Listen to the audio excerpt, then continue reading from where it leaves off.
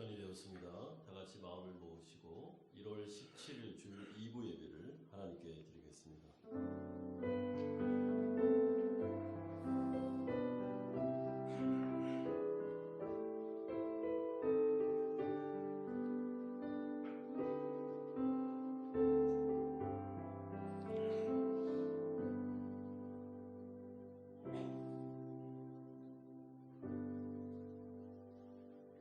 여호와는 나의 빛이요 나의 구원이시니 내가 누구를 두려워하리요.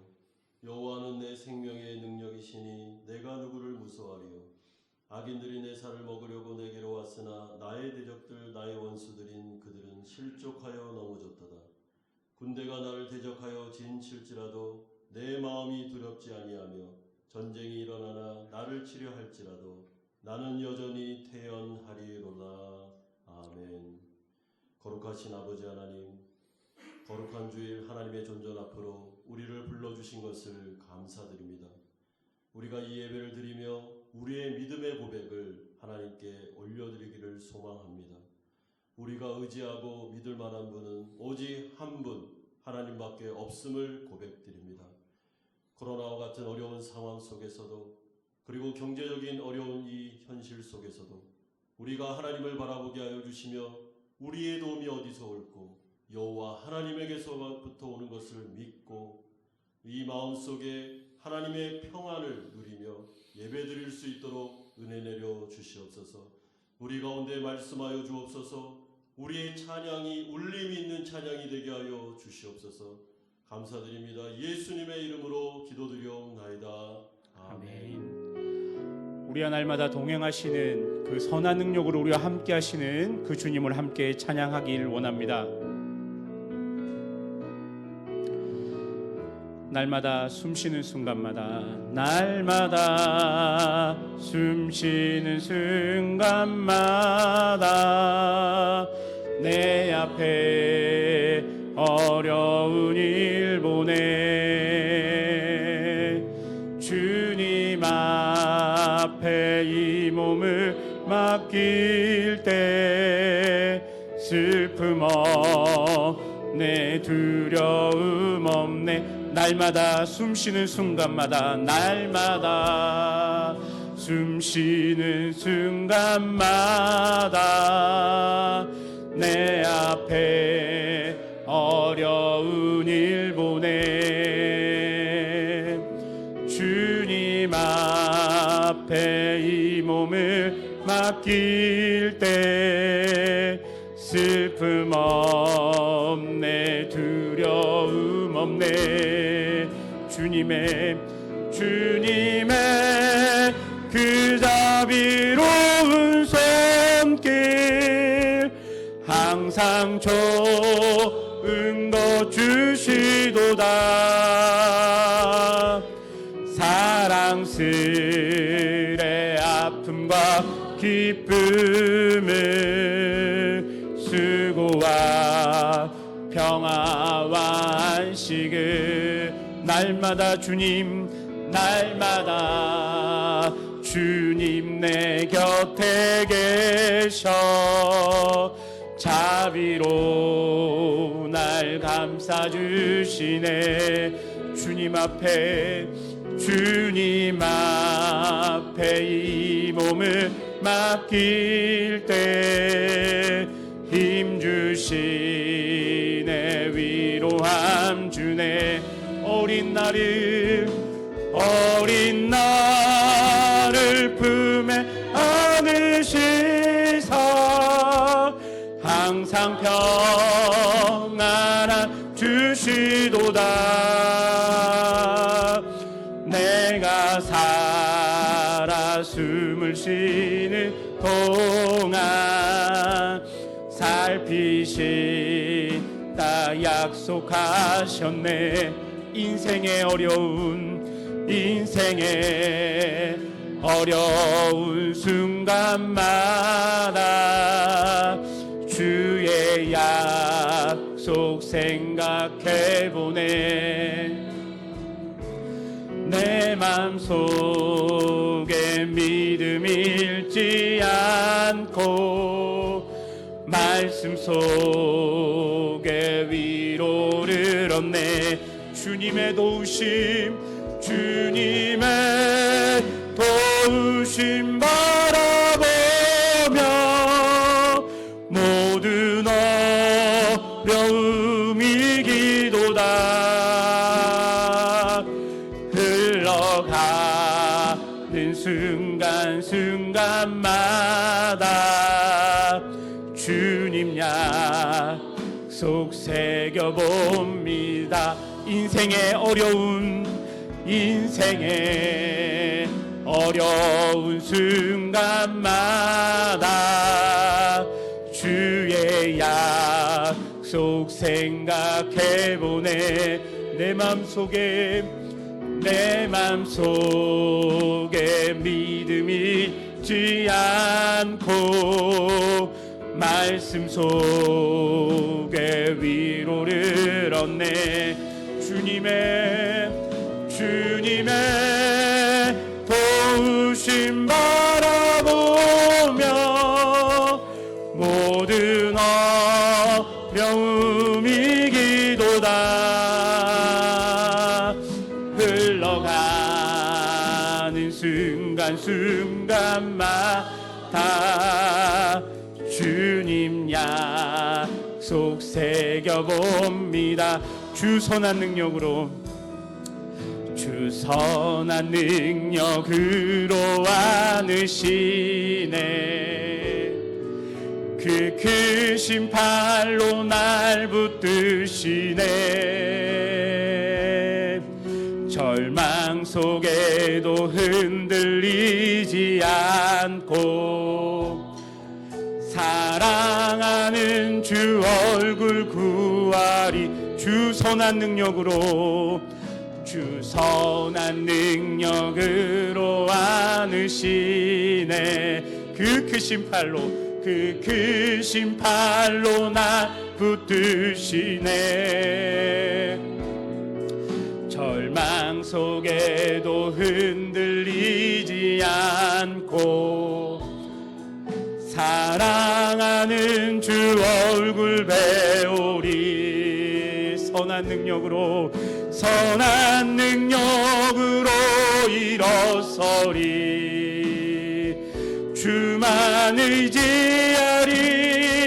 믿음으로 우리 고대 안에 주 오실 그날 영광의 새날을 맞이하리. 이전에 괴로운 날에 싸고 고난의 길을 걷는다 해도 주님께 모두 맡긴 우리 영혼 끝내 승리의 날을 맞으리. 선한 능력으로 일어서리. 주만 의지하리. 믿음으로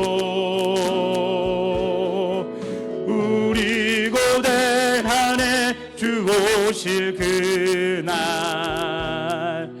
영광의 새날을 맞이하리. 주님이 마신 고난의 승잔을 우리도 감사하며 받으리. 주님의 남은 고난 채워가며 예수와 복음 위에 살리라. 선한 능력으로 일어서리. 주만 의지하리. 믿음으로 우리 고대 안에 주 오실 그날 영광의 새날을 맞이하리. 이전의 괴로운 날 이전의 괴로움 날에 워싸고 고난의 길을 걷는다 해도 주님께 맡긴 우리 영혼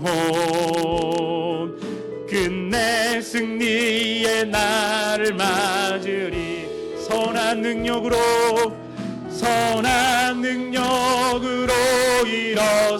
일어서리 주만 의지하리 믿음으로 우리 고대하네 주 오실 그날 영광의 새 날을 맞이하리 선한 능력으로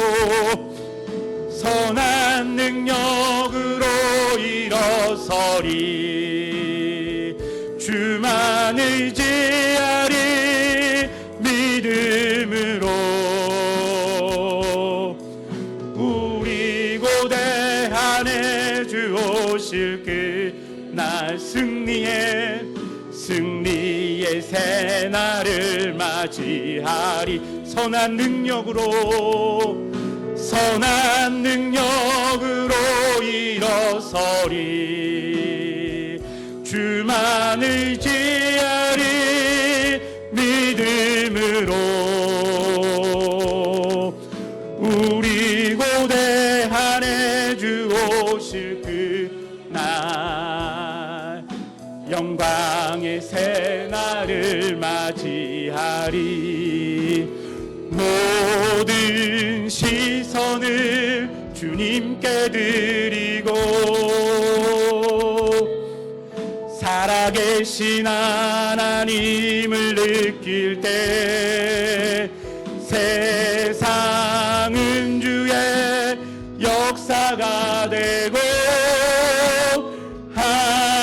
하나님이 일하기 시작하네 모든 시선을 주님께 드리고 전능하신 하나님을 느낄 때 세상은 주의 나라가 되고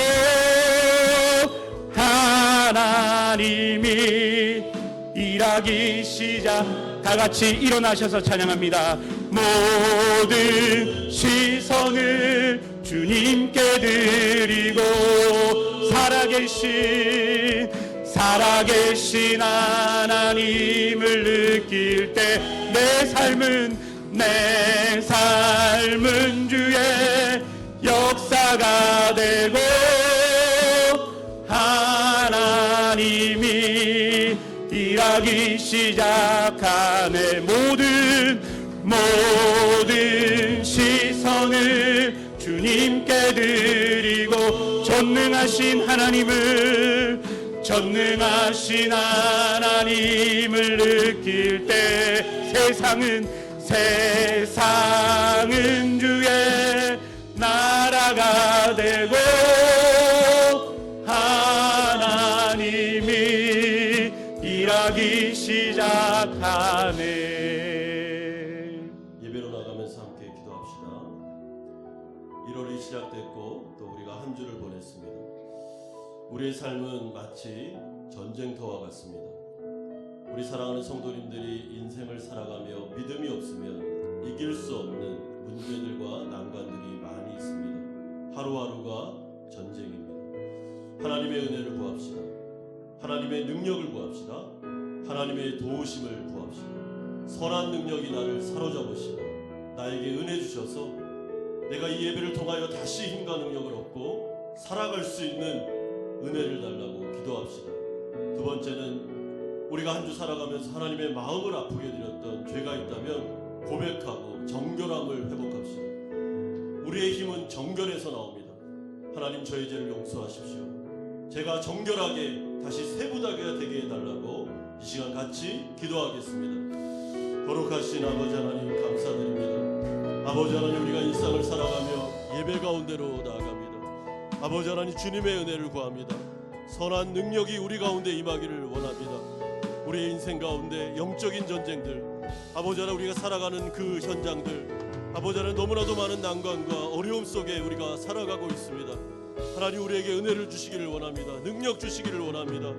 살아갈 수 있는 힘과 소망을 우리에게 더하여 주시고 표적의 역사를 더해 주시기를 간절히 소망합니다. 한 주간 살아가면서 하나님의 마음을 아프게 드렸던 아버지 죄를 고백합니다. 하나님 우리를 정결하게 해주시기를 원합니다. 새 부대가 되게 해주시기를 간절히 원합니다. 아버지 하나님 옛 습관을 버리게 하여 주시고 죄와 피 흘리기까지 싸우게 하여 주시며 우리의 힘이 거룩함과 정결함에서 나온다는 것을 알고 아버지 하나님 예배 가운데 새로워지는 새 부대가 되는 예배 시간이 되게 하여 주시옵소서. 우리 가운데 임재하여 주시옵소서. 예수님의 이름으로 기도드리옵나이다. 아멘. 사도신경으로 신앙 고백 드리겠습니다. 나는 전능하신 아버지 하나님 천지의 창조주를 믿습니다. 나는 그의 유일하신 아들 우리 주 예수 그리스도를 믿습니다. 그는 성령으로 잉태되어 동정녀 마리아에게서 나시고 본디오 빌라도에게 고난을 받아 십자가에 못 박혀 죽으시고 장사된 지 사흘 만에 죽은 자 가운데서 다시 살아나셨으며 하늘에 오르시어 전능하신 아버지 하나님 우편에 앉아 계시다가 거기로부터 살아있는 자와 죽은 자를 심판하러 오십니다. 나는 성령을 믿으며 거룩한 공교회와 성도의 교제와 죄를 용서받는 것과 몸의 부활과 영생을 믿습니다. 아멘. 자리에 앉으셔서 10장 찬송 드리겠습니다.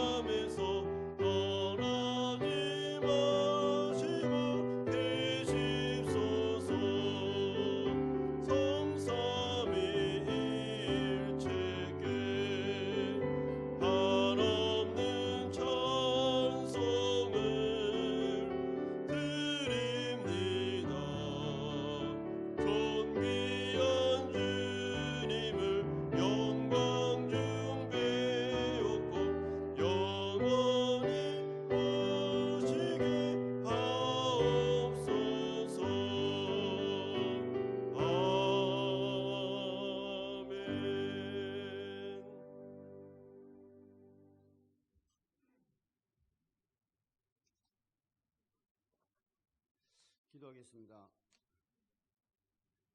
용서와 지혜의 하나님 감사합니다. 코로나로 인해 한국교회는 예배를 드리지 못하는 곳도 많고 온라인으로 예배를 드리지만 우리는 이곳에 모여 마음껏 예배하고 찬양하게 하심을 감사드립니다.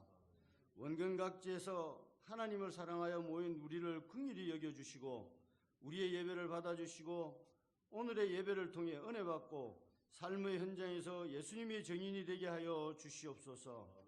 한 주간 동안 우리는 삶에서 예수님을 따라 살고자 했으나 그러지 못했습니다.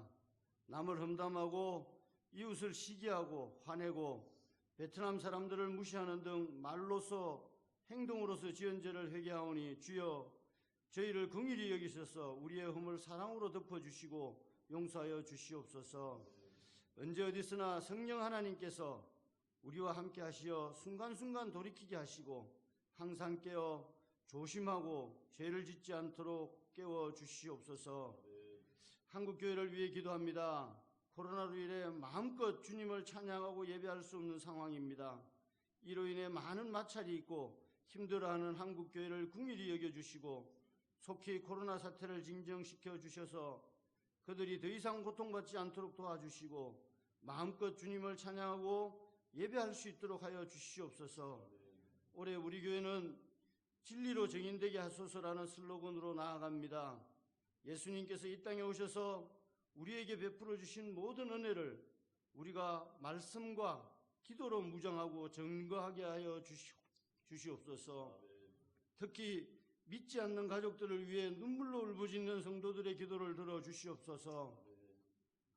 하나님의 은혜를 함께 누리게 하옵소서. 우리 교회가 재정적으로 튼튼하게 서게 하시고 부흥하게 하소서.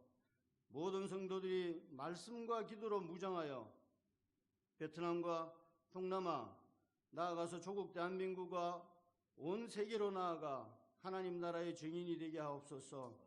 우리 교회를 선교와 구제와 전도의 베이스 캠프가 되게 하옵소서.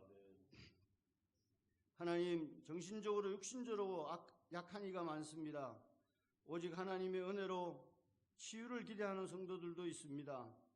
우리 예수님께서 이 땅에 오셔서 병자들을 고쳐주셨듯 우리에게도 그런 은혜를 베풀어 치유케 하소서. 또 병으로 고생하는 성도를 돌보는 가족들을 돌아봐 주시고 위로하여 주시옵소서. 사랑과 은혜가 풍성하신 하나님 아버지, 오늘 말씀을 전하시는 우리 목사님 위에 성령 하나님의 기름 부음이 충만케 하시고 은혜와 권능을 더하시어 말씀 전할 때 우리 성도들이 아멘으로 하답하고 세상에 나아가 복음의 증인이 되게 하소서. 부목사님들에게도 성령 하나님의 기름 부어주셔서 좌로나 우로나 치우치지 말고 오직 복음만 붙들고 전진하는 목사님 되게 하여 주시옵소서. 예배를 준비하는 모든 손길들 위해 하나님의 은혜와 사랑과 넘치기를 기도합니다. 이 모든 말씀 삶으로 보여주신 우리 주 예수 그리스도의 이름으로 기도합니다. 아멘.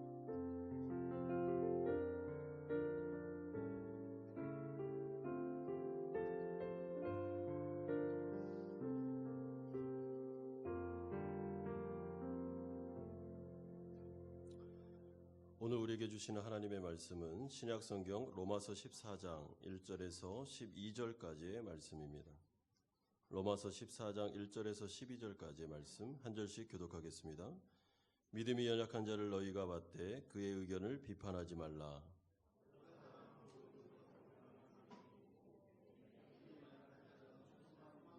먹는 자는 먹지 않는 자를 업신여기지 말고 먹지 않는 자는 먹는 자를 비판하지 말라. 이는 하나님이 그를 받으셨습니다.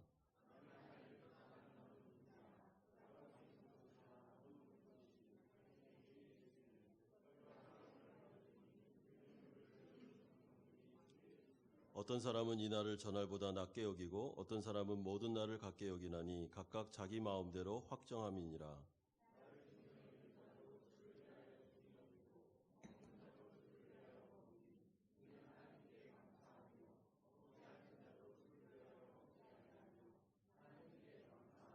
우리 중에 누구든지 자기를 위하여 사는 자가 없고 자기를 위하여 죽는 자도 없도다.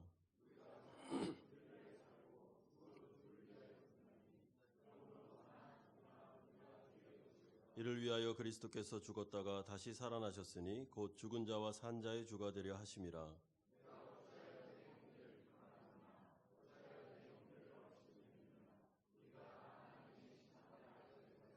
기록되었으되 주께서 이르시되 내가 살았노니 모든 무릎이 내게 꿇을 것이요 모든 혀가 하나님께 자백하리라 하였느니라. 이러므로 우리가 각 사람이 자기의 일을 하나님께 짓고 하리라. 아멘. 사람에게 있어 참 극복하기 어려운 문제 중에 하나는 다름과 틀림을 잘 구분하지 못해서 그 차이점을 몰라서 다른 사람들을 비난하고 비판하는 경우가 많습니다. 왜냐하면 일반적인 사람은 누구나 나와 다른 사람이 다를 때 그것이 생소하게 느껴집니다. 그리고 그 생소함을 틀리다고 판단하는 경우가 많기 때문에 그렇습니다. 물론 어떤 명확한 기준이 있어서 옳음과 틀림을 정확히 판단할 수 있는 것들이 있습니다. 기독교 입장에서는 성경이라는 절대 기준을 가지고 진리와 비진리, 본질과 비본질을 구분하여 적용할 수 있습니다. 하지만 이건 역시 본질과 비본질을 구분할 때 성경을 어떻게 해석하느냐, 또한 그것을 어떻게 적용하느냐에 따라서 상당한 입장차를 보일 때가 많이 있습니다. 그러므로 이런 문제는 결코 쉬운 문제가 아닙니다. 젊은 신혼부부 같은 경우에 대부분의 부부싸움은 옳음의 문제가 아니라 틀림의 문제가 아니라 다름의 문제다라는 것을 우리는 경험적으로 알고 있습니다. 거의 20년, 30년을 다른 환경, 가정환경이나 다른 배경, 다른 관계성, 다른 문화와 다른 지역에서 살았기 때문에 그들이 함께 모여 사랑하고 헌신을 다짐하여 결혼 예식을 하고 일상으로 들어갔을 때 그것은 그야말로 이제 현실에 부딪히게 됩니다. 너무나도 상대방이 다릅니다. 배우자가 너무나도 다릅니다. 식습관도 다르고 그리고 하물며 빨래감을 내놓는 것도 다릅니다. 이렇게 내놓는 것도 어떤 사람은 양말을 뒤집어서 내놓고 어떤 사람은 바르게 내놓고 너무 다릅니다. 다를 수밖에 없죠. 그런데 그것을 가지고 네가 옳으니 내가 틀렸니 라고 이야기를 시작한다면 사실은 어려워짐이 배가 됩니다. 저도 신혼 살림을 할 때 신혼 시절에 이런 일을 많이 겪었습니다. 성격도 다르고 취향도 다르고 너무 사랑해서 정말 연애할 때 헤어지기 싫어서 결혼했는데 함께 살다 보니까 너무 많이 달랐습니다. 여러분 제 아내랑 제가 좀 많이 비슷해 보이십니까? 얼굴은 좀 비슷하다는 얘기를 듣는데 성격은 굉장히 다릅니다. 성격도 다르고요. 하나부터 10까지 정말 잘 안 맞습니다. 그런데 살다 보니까 한 5년, 10년, 이제 결혼 한 25주년을 맞이하는 시점에서 보니까 부부싸움은 칼로 물베기다라는 것을 공감합니다. 왜냐하면 당신이 옳고 당신이 틀렸고 내가 옳습니다. 아무리 해봐도. 그래서 내가 아내를 이겨본들 유익이 없었습니다. 내가 이겼다. 오늘은 내가 부부싸움에서 승리했어. 그리고 난 다음에 반찬이 달라지고 어려움이 많았습니다. 칼로 물베기입니다. 가만 생각해 보니까 이거는 틀림의 문제지, 다름의 문제지 틀림의 문제는 아니구나라는 생각을 하게 됐습니다. 그래서 깨닫게 된 것은 정답은 내가 좀 져주는 것, 상대방에게 나를 맞춰주고 조금 양보해주고 그래서 서로 하나가 되고 점점 성숙을 향해서 나아가는 것, 이해하는 것, 이게 좋겠구나라는 생각을 합니다. 그래서 아내가 뭘 요구하면 좀 맞춰주고 내가 좀 바꾸고 하는 것이 좋고 저도 제 아내한테 그 얘기를 하면 아내가 또 그걸 좀 맞춰주고 하면서 서로가 이렇게 균형을 잡아가는 것이죠. 저는 이런 점에서 가정이나 교회나 아니면 사회에서 경륜과 경험이 풍부한 또한 성숙한 어른들이 꼭 계셔야 된다고 생각합니다. 여러분 어른들은 많은 세월을 통해 경험을 하였고 특별히 믿음으로 잘 성숙해 있는 어른들은 교회 안에서 가정 안에서 아주 정말 존귀한 분들입니다. 왜냐하면 그분들 안에는 여유가 많이 있습니다. 경험을 통해서 정의만을 외치고 이게 옳아요 틀려요 막 이렇게 말하지 않고 됐어 그만 우리 서로 사랑하자 하면서 품을 수 있는 여유와 그리고 그런 경륜이 그들에게 있기 때문에 사실은 공동체 안에서 여러 가지 갈등과 어려움이 있을 때 그것을 융합시켜주고 해결해주고 화해시키는 일들을 성숙한 어른들은 많이 합니다. 이런 점에서 우리가 이 로마서를 바라보면서 이제 하나님 나라 백성들이 어떻게 살아야 될까라는 실천적인 측면을 이야기하면서 오늘 본문에서는 이 다름의 문제를 다루고 있습니다. 왜냐하면 로마 교회 안에 다름의 문제를 틀림의 문제로 바라보면서 두 부류가 굉장히 많이 비판하고 판단하고 다투고 싸우는 일들이 있었습니다. 이 구체적인 예를 들어가면서 이제 사도 바울은 그렇게 하지 말라고 말합니다.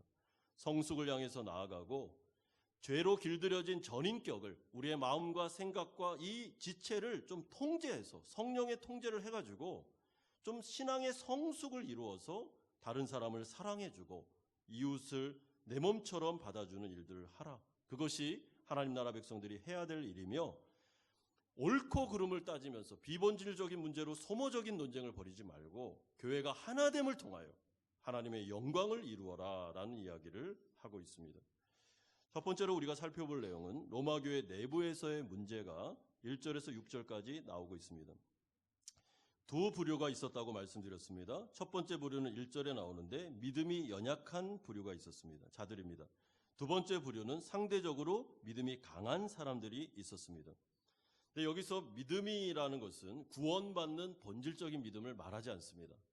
여기서 말하는 믿음이라는 것은 어떤 구체적인 실생활이나 신앙생활을 할 때 그것을 어떤 사람은 확신이 있어서 하는 사람도 있고 확신이 없어서 안 하는 사람도 있었다는 거죠. 그러니까 양심의 걸림에 따라서 확신 있게 하는 사람과 확신 있게 못하는 사람들이 있었습니다.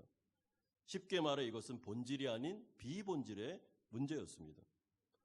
이런 점에서 차이가 있었는데 이들은 이 문제를 가지고 비판하고 다른 사람을 업신여기는 일을 다투는 일을 하고 있었습니다. 첫 번째가 음식의 문제였고 두 번째는 날들에 관한 문제입니다. 여러분 이것은 유대주의자들이 그들의 관습상 행했던, 예를 들어서 율법에 먹어야 되는 음식이 있고 먹지 말아야 되는 음식이 있습니다. 이 부분에 있어서 믿음이 좀 연약한 성도들은 여전히 유대주의 관습에 입각해서 크리스찬이 됐음에도 불구하고 율법에서 먹지 말라 하는 것은 안 먹는 그런 자들이 있었습니다. 그러니까 유대주의의 영향을 받은 사람들이 믿음이 연약한 사람들이었고 상대적으로 믿음이 강한 사람은 복음을 듣고 자유와 해방감을 가지고 이제는 이거 다 먹어도 되고 그리고 날들 금식일이라든지 절기라든지 이 모든 것들이 다 거룩하기 때문에 이것을 구별해서 꼭 그 부분에 대해서만 강조할 필요가 없다라고 그렇게 말하는 크리스찬들이 있었습니다. 유대주의의 간섭에서 벗어나지 못해 어떤 부류의 사람들은 2절과 같이 채소만 먹는 자들이 있었죠. 그래서 믿음이 상대적으로 강하다 하는 사람들이 그 사람들을 비난했습니다. 너무 믿음이 없다고. 아니 어떻게 복음을 듣고 자유함을 얻었는데 마음껏 먹어도 되는데 뭐 하냐고 하면서 업신여기는 일들이 있었습니다. 여러분 여기에서 사도 바울은 어디에 속할까요? 사도 바울은 믿음이 강한 사람들 부류에 속합니다. 왜냐하면 오늘 본문을 보시면 믿음이 강한 사람들의 입장에서 자꾸만 얘기를 합니다. 그러니까 자기가 거기에 속해 있는 거죠. 또한 사도 바울은 복음에 정통한 사람으로서 그는 복음 안에 있는 해방과 자유를 경험한 사람입니다. 그렇기 때문에 복음 안에서 폐지되었던 하지 않아도 되는 율법 조항들을 그는 잘 알고 있었고 이 부분에 그는 양심의 거리낌 없이 자유함을 누릴 수 있었던 사람이 사도 바울입니다. 그럼에도 불구하고 그는 이 문제를 건드림으로 말미암아 더 본질적인 문제, 더 가치가 있는 문제를 성도들에게 알려주고 있습니다. 여러분 이들이 상대방을 비판하고 다투고 업신여기고 하는 이 모든 문제는 다름에서 오는 문제였는데 따라서 이 문제를 바라볼 때 로마교회 성도들은 어린 성도들로서 좀 비성숙한 면들이 많았구나라는 것을 알게 됩니다. 그러므로 바울은 10절과 같이 아주 강하게 책망합니다. 네가 어찌하여 내 형제를 비판하느냐? 어찌하여 내 형제를 업신여기느냐? 여러분 여기서 업신여기다라는 말은 거부하다, 멸시하다, 경멸하다. 그래서 교제권 밖으로 그들을 몰아내다라는 뜻입니다. 의견차가 많이 있었습니다. 그리고 이 부분을 어떻게 적용할 거에 대한 문제도 많이 있었습니다. 그런데 그 부분에 대해서 믿음이 좀 좋다고 말하는 사람들이 아예 믿음이 연약하다는 사람들을 경멸하면서 교제권 안으로 받아들이지 않았습니다. 이 사람들하고는 이제 교제 못해. 이 사람들하고 이제 대화도 안 할 거야 하면서 로마 교회가 이렇게 갈라지기 시작했죠. 그 문제를 지금 건드리는 것입니다. 여러분 이런 문제는 사실은 로마 교회만 있었던 문제가 아니라 초대교회를 비롯한 지금 우리가 살고 있는 이 시대 교회 그리고 공동체의 문제 또한 우리가 속해 있는 가정과 또한 사회의 문제이기도 합니다. 특별히 우리와 같은 해외교회 교단도 다르고 지역도 다르고 교리도 다르고 문화도 다르고 신앙 배경도 다르고 한국에서 신앙생활했던 교회도 다른 이런 상황 속에서 우리가 함께 모여 신앙생활을 한다는 것 너무 많은 다른 사람들이 모여서 하나를 이룬다는 것 그게 바로 우리의 현실이죠. 저희 교회가 어린아이부터 이렇게 장년까지를 이렇게 어림잡아 보면 한 400명 정도 됩니다. 그런데 400명 되는 우리 교인들을 한번 눈여겨보십시오. 여러분, 교파도 다르고 교단도 다르고요. 한국에서 신앙생활했던 교회가 다 다릅니다. 신앙 색깔도 다르고 지역도 다릅니다. 정치적인 색깔도 다르고 문화적인 차이도 너무 많습니다. 그리고 연령차도 있고 남녀 구분도 있습니다. 기질의 차이, 성격의 차이로 따진다면, 다름으로 따진다면 이 해외 초교파 교회는 그야말로 다른 사람들이 모여 있는 곳입니다. 그런데 만약에 여기에서 다름을 틀림으로 인지한다면, 본질을 비본질을 본질로 인지하기 시작해서 그 부분에 대해서 비판하거나 판단하거나 자신의 기준을 가지고 그 사람들을 업신여겨서 교제권에서 박탈해 버린다면 어떤 일이 벌어지겠습니까? 어떤 일이 벌어지겠습니까? 교회 안에서 완전히 분열이 되는 것입니다. 하나가 될 수 없는 거죠. 옷 입는 문제부터, 아니 어떤 모든 문제가 자신들이 기준이며 내 기준에 이 교회가 맞아야 된다 생각한다면 누구 기준에 맞춰 교회가 갈 수 있겠습니까? 따라서 우리가 하나됨, 그리고 서로를 비판하지 않으며 하나님의 대의, 서로 사랑하라, 원수까지도 사랑하라 라는 이 말씀 앞에서 우리가 눈여겨봐야 되는 것은, 먼저 사랑하고 하나 되기 위해서는 본질과 비본질을 구분할 줄 알아야 됩니다. 여러분, 사랑은 불의와 함께하지 않죠. 다시 말해 비진리와 같이 갈 수는 없습니다. 예를 들어서 기독교에서 말하는 본질이라는 것은 구원받는 구원론, 그리고 예수 그리스도에 대한 것, 신론, 창조론, 하나님에 대한 말씀, 이 본질적인 구원에 관련된, 복음에 관련된 부분에 대해서는 만약에 그 부분에 대해서 예수 그리스도를 인정하지 않다든지 하나님의 유일신 사상을 거부한다든지 한다면 우린 같이 갈 수 없습니다. 예수님 외에도 구원이 있다, 같이 못 갑니다. 그거는 같이 갈 수 있는 문제가 아닙니다. 그거는 틀림의 문제이기 때문에 그렇습니다. 그러나 그것이 아닌 다름의 문제를 가지고 만약에 이것을 틀리다고 말하면서 다투거나 비판하거나 싸우거나 아니면 그 문제를 가지고 업신여기기 시작한다면 교회는 예상할 수 있죠. 어려운 가운데로 갈 수밖에 없는 것입니다. 그래서 두 번째로 사도 바울은 대원칙, 믿음이 연약한 자들을 받아주라고 말씀합니다. 1절 보십시오. 믿음이 연약한 자를 너희가 받되 그의 의견을 비판하지 말라. 여기서 받아라라는 이 동사는 환영해라, 마음으로 받아들여 따뜻하게 친절하게 대하고 기꺼이 교제를 나누라라는 뜻입니다. 그리고 의견을 비판하지 말라라는 말은 이들의 의견에 대해서 사사건건 논쟁을 일삼거나 다툼을 벌이거나 충돌하지 말고, 더 나아가서 본질적인 믿음까지도 정지하면서 넌 안 돼 라는 말을 하지 말라는 것입니다. 여러분, 이것은 아주 강한 명령입니다. 그러니까 쉽게 풀었으면 이렇습니다.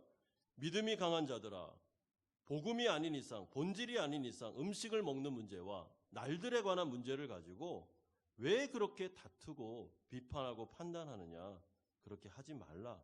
그것은 하나님 앞에서 죄가 된다고 말하고 있습니다. 그러면서 1절과 3절과 10절에 반복적으로 4번씩이나 한 번 더 강조해 줍니다. 1절 보십시오. 그의 의견을 비판하지 말라. 3절에도 먹는 자는 먹지 않는 자를 업신여기지 말라. 먹지 않는 자는 먹는 자를 비판하지 말라. 10절에도 네가 어찌하여 내 형제를 비판하느냐, 어찌하여 내 형제를 업신여기느냐. 그만하라는 겁니다. 그러니까 4번씩이나 계속 바울이 강조하는 것은 이제 그만하라는 겁니다. 비판하지 말고, 죄짓지 말고, 업신여기지 마라 하는 것이 강한 어조죠. 그럼 한번 생각해 보십시오. 로마교회 현장을 한번 들어가 봅시다. 어떤 사람들이 마음에 이 양심의 가책이 있어서 유대주의 전통에 이렇게 많이 있어서 크리스찬으로 온 다음에도 고기를 잘 못 먹습니다. 채소만 먹고 있습니다. 거기에서 양심에 좀 강한 사람들이 와가지고 막 비난하는 겁니다. 그렇게 복음도 모르고 복음의 자유함도 모르면서 말이야, 이렇게 채소만 먹고 있다고, 그리고 나를 구분하고 자유함을 못 느낀다고 하면서 막 비난하고 업신여기고 인격 모독하고, 그렇게 하면서 그들의 감정을 상하게 하는 것입니다.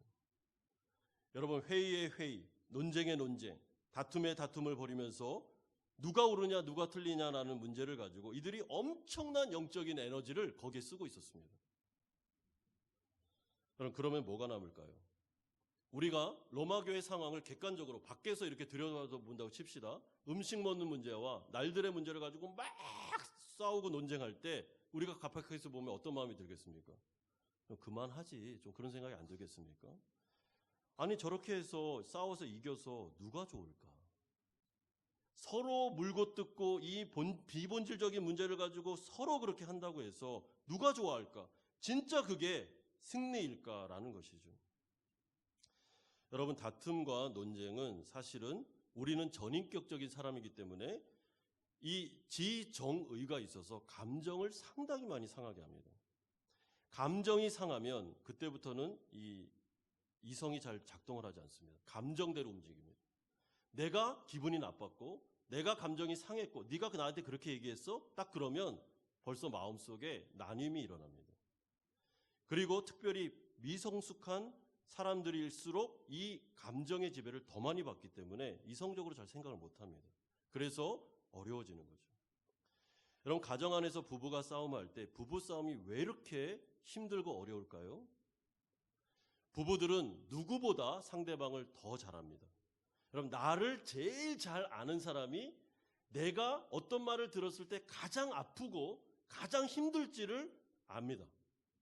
그래서 가장 가까이 있는 사람들끼리 싸우면 그때는 진짜 어려움을 겪게 됩니다. 여러분, 아내는 남편을 잘 알죠. 그래서 남편이 어떤 말을 하면은 그게 송곳으로 팍 찌르는지를 압니다. 그래서 그거를 비장의 무기를 몇 개 갖고 있다가 딱 찬스가 왔을 때 2개 정도를 딱 날리죠. 그러면 완전히 그냥 엎어지는 겁니다. 이 사람의 약점, 아킬레스건을 아는 것입니다. 그래서 가장 가까운 사람일수록 가장 조심해야 됩니다. 부부지간에 싸움을 할 때 아예 말을 안 하는 게 좋습니다. 만약에 이 감정 조절이 안 돼서 터져나오기 시작하면 10년 전에, 20년 전에, 신혼시대 때 당신 그랬잖아 하면서 막 쏘아붙이면 아수라장이 되어버립니다. 교회 안에서도 마찬가지입니다. 가까이 있는 사람일수록 더 잘 안다고 생각하는 사람들일수록 더 조심해야 됩니다. 왜냐하면 치명타를 입힐 수 있기 때문에 그렇습니다. 그래서 하지 말라는 거죠. 감정을 자꾸만 상하게 하지 마라. 그리고 비본질적인 문제를 가지고 소모전을 벌이지 마라. 좀 아양 있게 받아주고 그들을 품어주라고 말하고 있습니다. 그들을 환영해주고 이런 문제는 그냥 넘어가라는 겁니다. 그런 문제를. 이게 옳습니까? 이게 틀립니까? 이게 정입니까? 좀 그만하고 좀 받아줘라. 그래야지만 성숙을 향해서 하나됨을 향해서 나갈 것이 아니냐라는 것이죠. 여러분, 우리의 싸움은 혈과 육이 아닙니다. 예수님이 분명히 말씀, 우리는 혈과 육으로 싸우는 게 아닙니다. 우리는 사탄, 마귀를 대적하여 싸우는 자들로서 교회는 하나됨으로 한 힘을 가지고 나아가서 영적인 싸움을 싸워야 됩니다. 그런 점에서 우리의 마음속에 그리스도를 닮아가는 마음, 정말 원수까지도 품을 수 있는 여유, 그런 성숙된 성품이 우리 가운데 필요한 것입니다. 미성숙할 때 사실은 옳고 그름만 따지다가 관계성이 깨지는 것이죠. 여러분, 우리가 자녀를 키울 때도 마찬가지죠. 우리가 첫째를 키울 때랑 막내를 키울 때는 부모가 다릅니다. 왜냐하면 첫 아이는 처음 아이를 키워보기 때문에 부모도 미숙합니다. 그래서 이게 옳은 건지 틀린 건지 잘 모르고 경험도 없고 그래서 굉장히 아이를 많이 못하게 하고 이것도 안 돼, 저것도 안 돼, 저것도 안 돼, 저것도 안 돼 막 하면서 아이들을 많이 그렇게 잡습니다. 그래서 첫째 아이들은 많은 그런 면에서는 그런 억눌림과 상처들이 있죠. 미안하죠. 그래서 첫애는 항상 부모들에게는 아픈 손가락입니다. 너무 마음이 미안하고 너무 미숙해가지고 이 아이를 너무 잡았구나라는 생각이 듭니다. 그런데 둘째, 셋째, 넷째를 낳죠. 한 넷째 정도 나면 어떻습니까? 이제 부모들이 여유가 많아집니다. 그래서 이것도 해, 저것도 하고 그래도 별로 마음속에 경험이 있으니까 이거 뭐 다 비본질적인 문제니까 그냥 해줍니다. 아이를. 그러면서 아이를 오냐오냐 키우죠. 그러니 막내는 버릇이 없죠. 여러분, 첫째는 아픈 손가락인데 막내는 버릇이 없어요. 제가 막내입니다. 제가. 저희 부모님이 저희 형은 좀 많이 이렇게 체벌을 하셨어요. 저는 맞은 경험이 별로 없습니다. 저는 아직까지도 제 머릿속에 아버지가 저를 늘 안아주셨고 업어주셨던 그 느낌이 아직도 남아있습니다. 너무 예뻐해 주셨고 너무 사랑스러워 해주셨죠. 그래서 버릇이 없는 건가요? 모르겠습니다. 예, 시간이 좀 필요합니다. 우리가 성숙해 가면서 경륜을 쌓아가면서 어른이 되어가면서 그래, 이건 다름의 문제고 그 문제는 좀 받아들이고 하나 되어서 우리가 대의를 향해서 나아가야지 이런 여유가 생기는 것입니다. 부부 같은 경우도 20년, 30년, 40년 정도 진짜 성숙을 향해서 나아간 부부들은 정말 아름답습니다. 한 40년 정도 같이 살았는데 그들의 이해 폭이 아주 아름답습니다. 그 경륜들, 그들의 그 백발의 그 흰머리가 면류관입니다. 어떤 분들 보면 교회 안에서도 정말 이 어른은 정말 본받고 싶다. 정말 어떻게 이렇게 가슴이 넓고 이렇게 사람들을 품을 수 있는가라고 생각할 수 있는 분들이 계십니다. 여러분, 우리가 그렇게 돼야 되지 않겠습니까? 예수님이 십자가에서 자신에게 돌을 던지는 자를 향해서까지도 저들을 용서해 주십시오 하면서 그들을 품었던 것처럼 사도 바울이 지금 하고 있는 것은 그 비본질적인 문제를 가지고 이게 옳으냐 틀리냐 막 로마 교회 안에서 서로 막 싸우고 분리되는 가운데 있는 그 현장을 바라보면서 그만합시다. 이제 소모전 좀 그만하고 이제 하나님의 나라를 위해서 혈과 육의 싸움이 아닌 하나님의 선교를 위해서 나가야 될 때가 아닙니까? 라고 말하는 것입니다. 마지막 세 번째로 그러면서 비판하지 말아야 될 신학적인 이유를 4가지를 들어 설명합니다. 첫 번째 이유가 3절에 나오는데 이는 하나님이 그를 받으셨음이니라. 여기서 이는이라는 헬라어는 왜냐하면입니다. 그러니까 이것을 직역하면 왜냐하면 하나님이 그들을 받으셨기 때문입니다 라는 뜻입니다. 여러분, 여기서 받았다라는 말은 아까 제가 말씀드린 환영했다, 그들을 마음으로 받아 기뻐하고 있다, 그들을 가족으로 입양했다라는 뜻입니다. 무슨 말이죠? 여러분들이 지금 비판하고 있는 그 형제 자매들 하나님이 받았습니다. 하나님이 그들을 환영했습니다. 한 가족, 하나님이 가족으로 받았습니다. 그런데 왜 당신들은 그들을 내칩니까? 라는 뜻입니다. 하나님이 받았는데, 하나님이 환영했는데 왜 그 교회 주인도 아니면서 그들을 자꾸만 공동체에서 배제시키려고 합니까? 라는 뜻이죠. 두 번째 이유가 4절에 나오는데요. 이는 그를 세우시는 권능이 주께 있습니다. 여기서 이는 왜냐하면 그를 세우시는 권능. 여기서 세우다라는 동사는 인정하다라는 뜻입니다. 헬라어로. 그러니까 이런 뜻이죠. 직역하면 왜냐하면 그들을 하나님이 인정했습니다라는 뜻입니다. 자, 사도 바울이 바라볼 때 지금 유대주의 전통에 있어서 믿음이 좀 연약해서 그 음식을 지금 못 먹고 채소만 먹는 사람들의 그 행동을 하나님이 인정해 줬다는 겁니다. 괜찮아. 나 인정해. 그래도 괜찮아. 날들에 대해서도 양심의 거리낌이 있어서 잘 이 문제에 대해서 자유롭지 못한 형제 자매들에 대해서도 인정을 했다는 거예요. 괜찮아. 이렇게 해도 돼. 이 비본질적인 문제, 이건 구원의 문제 아무 상관없어. 그렇게 하도록 놔둬라고 말했다는 거죠. 그런데 왜 당신들이 하나님이 인정을 했는데 왜 당신들이 인정을 안 합니까? 라는 뜻입니다. 왜 비난합니까? 여러분, 세 번째 이유가 8절에 나옵니다. 그러므로 사나 죽으나 우리가 주의 것이로되. 9절에도 이를 위하여 그리스도께서 죽었다가 다시 살아나셨으니 곧 죽은 자와 산 자의 주가 되려 하심이라. 무슨 말입니까? 여기에 있는 믿음이 연약한 부류의 사람들이나 믿음이 강한 사람들이나 소유자, 소유권을 갖고 있는 분은 예수님 한 분밖에 없다는 거죠. 다시 말해, 이 사람들이 당신 겁니까? 라는 것이죠. 당신이 소유주도 아니면서 왜 하나님의 소유권을 가지고 당신이 월권을 행사하면서 그들을 비난하고 교회에서 내치려고 하고 교제권 안으로 받아들이지 않으려고 합니까? 라는 것입니다. 좀 쉽게 얘기하면 당신들은 저 형제 자매의 주인이 아닙니다 라는 말이죠. 그러면서 6절에서 8절까지 해서 이들이 음식을 먹든 안 먹든 나를 그렇게 구분하여 지키든 안 지키든 이들은 모두 다 주의 영광을 위해서 하는 것이기 때문에 내버려 두라는 것입니다. 비본질적인 문제이기 때문에. 그리고 마지막 네 번째 이유가 10절에 나옵니다. 네가 어찌하여 내 형제를 비판하느냐? 어찌하여 내 형제를 업신여기느냐? 우리가 다 하나님의 심판대 앞에 서리라. 여기서 강조되는 말이 뭐죠? 우리가 다.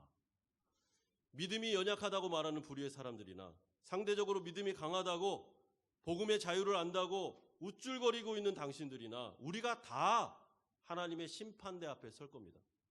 무슨 말이냐면 심판주는 하나님밖에 없고 우리는 다 피고석에 앉아있는 사람들이라는 거죠.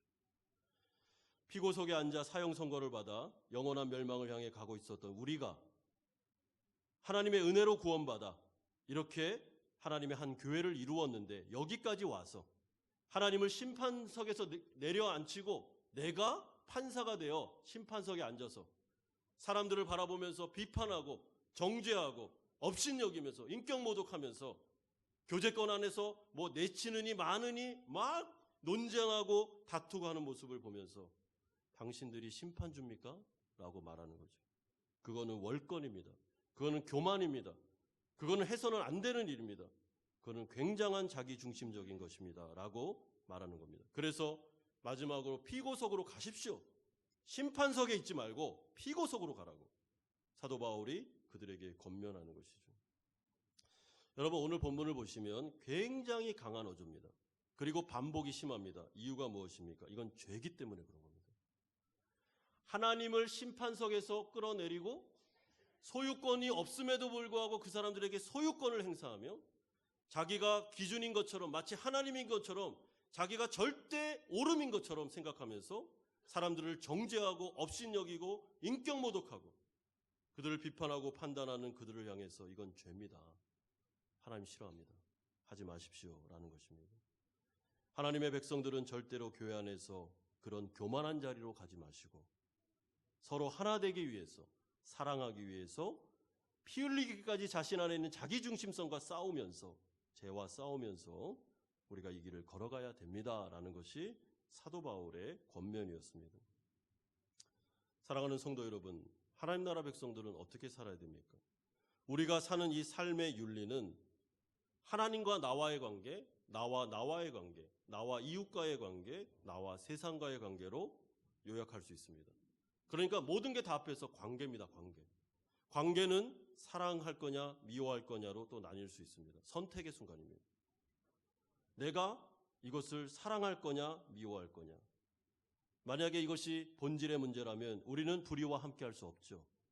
기독교에 대해서 공격을 한다든지 예수 그리스도가 구원자가 아니라든지 하나님의 유일신 사상을 거부한다든지 아니면 기독교 예수에게만 구원이 있느냐 종교 다원주의를 말한다든지 한다면 우리는 불의와 함께 기뻐할 수 없습니다. 그러나 그것이 아닌 비본질의 문제라면 우리가 인생을 어떻게 살아야 되는지를 생각하셔야 됩니다. 여러분 부부지간에 본질적인 문제가 아니면 좀 받아주십시오. 아내가 좀 빨랫감 좀 양말 좀 뒤집어서 내지 마세요. 그러면 좀 펴서 내세요. 펴서. 그게 그렇게 어렵습니까? 어렵더라고요. 잘 안 돼요. 습관 바꾸기가 진짜 안 됩니다. 요즘에 제 아내가 저한테 요구하는 게 하나 있는데 여보 밥을 같이 먹을 때 식사를 같이 하고 나서 당신이 먼저 먹었다고 해서 자리를 먼저 뜨지 말라고. 그럼 나 혼자 밥을 먹어야 되니까 다 먹어도 내가 다 먹을 때까지 기다려달랍니다. 그거 하나도 어렵더라고요. 왜냐하면 밥 먹는 속도가 다르거든요. 빨리 먹고 또 다른 일을 하고 싶은 게 남자들의 습성 아닙니까? 근데 그걸 한참 기다리고 다 먹고 나서도 바라보면서 얘기해주면서 물까지 떠다 주면서 어렵습니다. 하물며 우리 교회 공동체 안에서 이 수많은 다름 속에 이 수많은 다양한 문화와 그리고 초교파적인 이 상황 속에 우리가 하나 되기 위하여 우리는 어떤 훈련을 해야 될까요? 곰곰이 잘 생각해 보십시오. 여러분 내 품 안에서 난 자녀들도 나와 다릅니다. 기질이 다르고 성격이 다릅니다. 그래서 우리가 아이들에게 상당히 많이 잘못합니다. 부모들이 서툴러서 경험이 없어서 잘못하는 경우도 많습니다. 그럴 경우에는 사과하고 다시 교정하면 됩니다. 미안하다. 내가 너무 미숙했어. 잘할게. 그리고 자녀들도 부모에게 순종해야죠. 부모의 다름 그리고 그분의 권위에 대해서 인정해 줘야 됩니다. 자녀들이 그 부분을 놓치고 자기 마음대로 자기가 기준인 양 그렇게 마음대로 사는 것 하나님 앞에서 죄가 됩니다. 교회 안에도 권위가 있고 질서가 있습니다. 여러분 잘 생각해 보십시오. 저 사람이 어떻게 나랑 똑같아질 수 있습니까? 저 사람이 어떻게 나의 기준에 맞출 수 있습니까? 불가능합니다. 왜냐하면 우리의 살아온 환경이 40년, 50년 다른 환경에서 살았는데, 그런 언어가 없는데, 그런 문화가 뭔지를 모르는데 어떻게 그것을 같이 맞출 수 있겠습니까?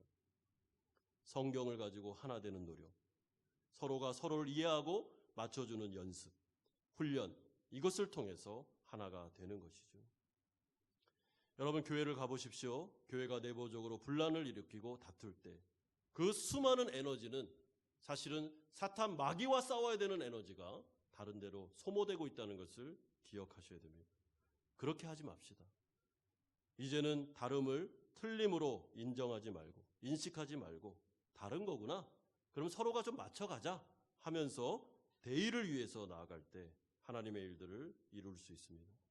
하나님의 백성으로 가정 안에서, 교회 안에서, 또한 사업장 안에서. 여러분 우리가 오늘 우리 집사님 기도하셨는데 우린 베트남에 와 있습니다. 베트남 사람들과의 문화적인 차이 얼마나 심합니까? 그럼 저도 한 3년 살아보니까요 너무 달라요. 민족성. 일하는 방식도 다르고 속도도 다르고 기질도 다르고요. 어떻게 해야 되겠습니까? 맞춰야죠. 어렵습니다. 특별히 사업하시는 분들은 굉장히 속이 탈 겁니다. 막 답답해서 죽을 지경이 될 수도 있습니다. 그러나 우리는 하나님 나라 백성이고 크리스찬이기 때문에 하나님을 생각하면서 이 문제를 잘 고민하고 그리고 하나님의 은혜를 그들에게 흘려보내야 되는 것입니다. 이런 인생을 살아 하나님께 영광 돌리시는 성도님들 다 되시기를 주님의 이름으로 축원드립니다. 우리 같이 한번 기도하는 시간을 갖겠습니다. 첫 번째로 기도할 때 오늘 본문이 사실은 사도 바울이 굉장히 강한 어조입니다. 하지 마라. 업신여기지 말고 비난하지 말고 다툼을 그치고 이제는 좀 다름을 틀림으로 인식하지 말고 이해해 주라고. 하나님이 그들을 받았고 인정했고 하나님이 괜찮다고 하는데 왜 그러냐고 말하고 있습니다. 우리의 마음속에 좀 이런 판단과 이런 죄가 있었다면 좀 회개하시고 이런 문화적인 차이, 다름의 문제를 잘 극복하시고 특별히 사회 안에서도 우리 베트남 분들을 잘 존중히 여겨주시고 사랑해 주시고 이해하시고 베트남 공부도 좀 하셔서 우리가 여기에서 하나님의 크리스찬의 향기를 내뿜을 수 있도록 가정 안에서도 부부와 자녀와의 관계 속에 우리가 다름을 잘 인정할 수 있도록 그럼에도 불구하고 본질의 문제는 우리가 타협할 수 없습니다. 그 문제를 거룩하게 지켜나갈 수 있도록 같이 한번 통성으로 기도하겠습니다. 거룩하신 아버지 하나님 감사드립니다. 하나님 우리가 인생을 살아가면서 참 우리는 너무나도 많은 다름 속에 살고 있습니다. 주님 심지어 부부들까지도 우린 너무나도 많이 다릅니다. 그러나 하나님은 우리에게 서로 사랑하라 하나 되라고 말씀합니다. 이게 얼마나 어려운지를 예수님은 알고 계셨습니다. 우리가 오직 예수 그리스도의 보혈과 십자가의 은혜 아버지 하나님의 그 정말 사랑이 아니면 우리가 하나 될 수 없는 것을 고백드립니다. 주님 우리 안에 더 이상 죄를 짓지 않게 해주시고 이제는 그치게 하여 주시고 소모전을 그만두고 이제는 나의 형제 자매를 내 마음에 받아들이고 아버지 하나님 정말 하나님의 나라를 위해서 나아갈 수 있도록 은혜 주시옵소서. 우리가 세상에 나아가 아버지 하나님 정말 교만하지 않도록 도와주시고 겸손하게 우리가 우리 귀한 베트남 분들과 또 잘 섞여 살게 하여 주시고 하나님의 크리스찬의 향기를 내뿜을 수 있도록 주님 은혜 내려 주시고 인도하여 주시옵소서. 주님 우리는 예수 그리스도의 복음과 십자가의 보혈 정말 이 은혜라는 한 가지의 공통점을 가지고 이 자리에 모였습니다. 우리는 지역도 다르고 교파도 다르고 정말 교단도 다르고 신앙생활하는 색깔도 다르고 상당히 많은 다름을 가지고 모여 있습니다. 하나님 우리 안에 교만과 이기주의와 자기중심성을 내려놓게 해주시고 아버지 하나님 우리를 성숙시켜 주셔서 정말 하나님이 인정하고 하나님이 받으신 형제자매를 우리도 받고 그래서 하나를 이루어 하나님의 나라를 이루어가기를 소망합니다. 특별히 가정 안에 이 일이 일어나게 해주시고 우리의 공동체 안에 이 일이 일어나게 해주시며 사회에서 만나는 우리 사랑하는 베트남 분들에게 우리가 정말 겸손하게 이들을 대할 수 있도록 은혜 주시기를 원합니다. 주님, 우리를 성장시켜 주십시오. 우리를 예수 그리스도 닮아가는 자로 만들어 주십시오. 그래서 우리 교회가 사랑의 공동체가 되어 하나님의 복음을 증거하는 귀한 일들 감당하게 하여 주시옵소서. 감사드립니다. 예수님의 이름으로 기도드리옵나이다. 아멘. 찬송가 213장 찬송 드리면서 준비하신 헌금을 하나님께 드리겠습니다.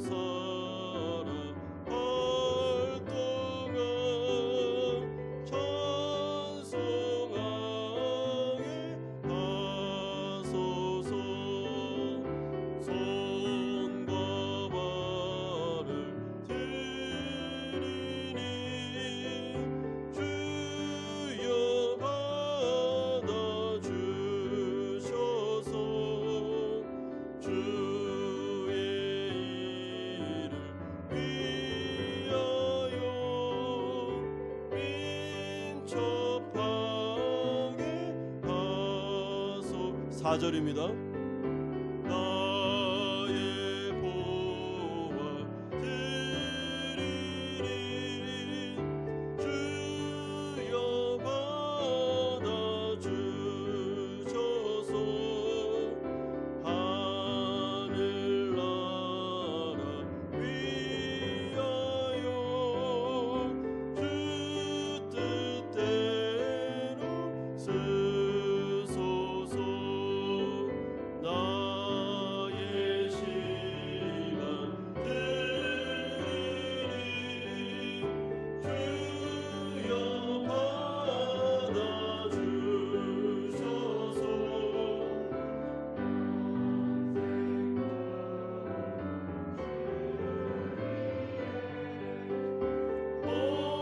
봉사하게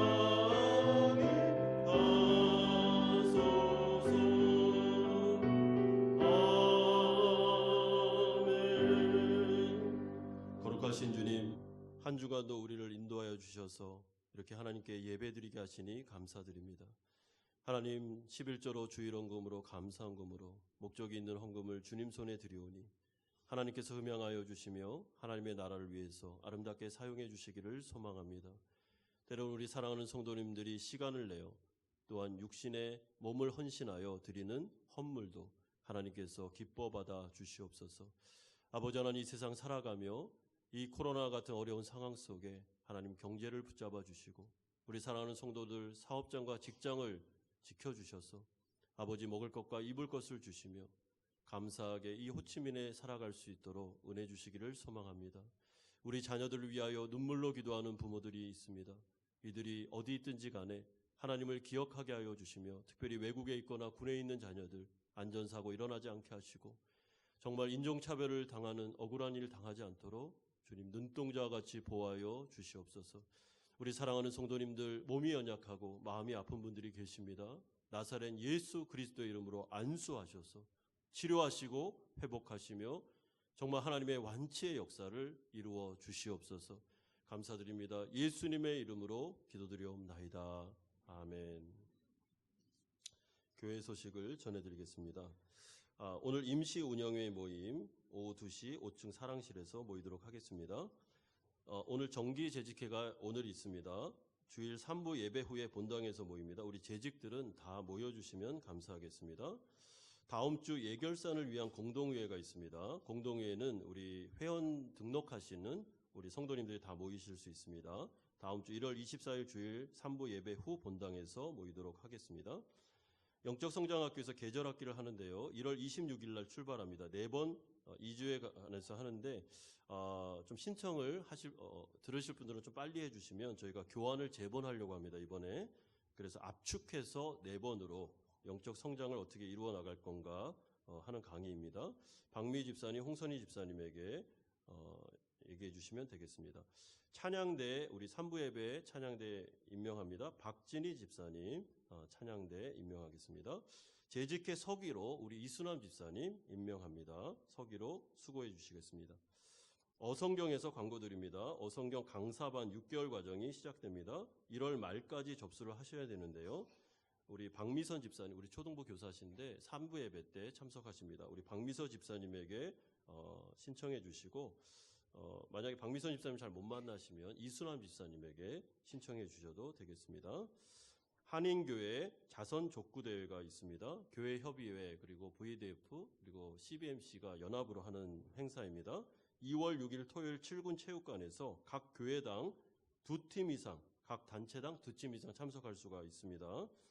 우리 교회는 이주연 장로님, 현병덕 집사님에게 신청해 주시고요. 여성분들이 하셔도 됩니다. 그래서 정말 족구가 난 족구에 자신 있다 하시는 분들은 잘 참석을 해주시고, 그 다음에 이 모든 이 성금은 우리 고엽제 우리 아이들 위해서 이렇게 좋은 일에 쓴다고 하니까요. 우리 족구에 자신 있는 분들은 꼭 신청해 주시면 감사하겠습니다. 다 같이 일어나셔서 주기도문 찬양하고 축도로 예배를 마치겠습니다.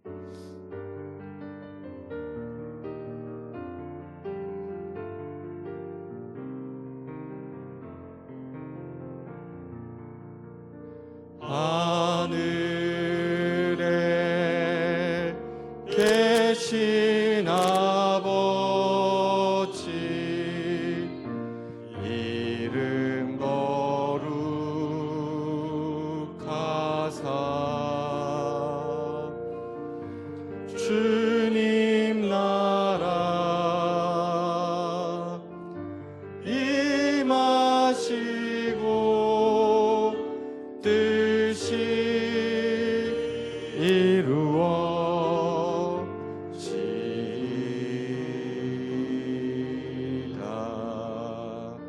일용할 양식 주시고 우리들의 큰 죄 다 용서하옵시고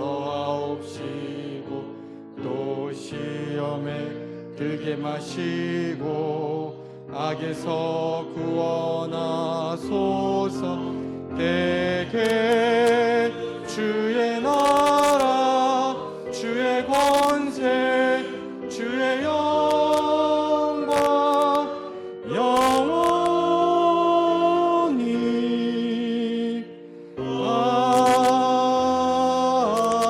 아멘.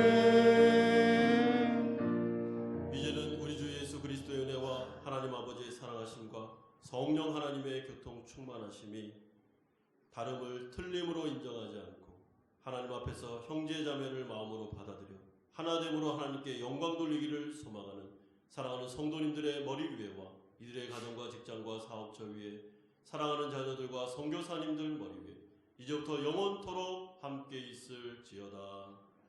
아멘.